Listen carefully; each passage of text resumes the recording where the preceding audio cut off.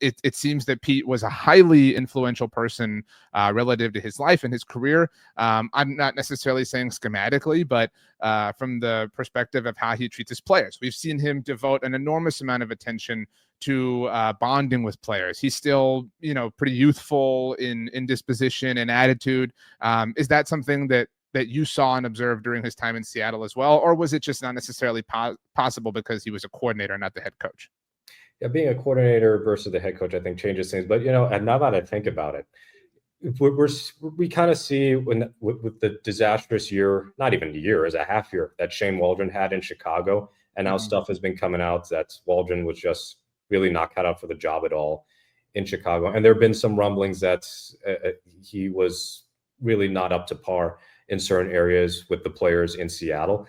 I didn't recall that sort of thing happening with Schottenheimer. Now, Schottenheimer being in the league for so long and having prior experience, whereas Waldron had never been a regular play caller in the NFL when he got the job. Schottenheimer definitely had experience, not necessarily great experience, but it was still experience nevertheless, and hanging around respected coaches. And the one thing with Pete's assistants over the years, they generally command the respect of the locker room. So Dan Quinn over in Washington, and of course the former Cowboys defensive coordinator, loved Dan Quinn, and he was Seattle's defensive coordinator the year they won the Super Bowl, and he's seemingly beloved by the players, was beloved by the players in Atlanta, and it looks like they bought into him in Washington. You definitely have like Dave Canales in Carolina.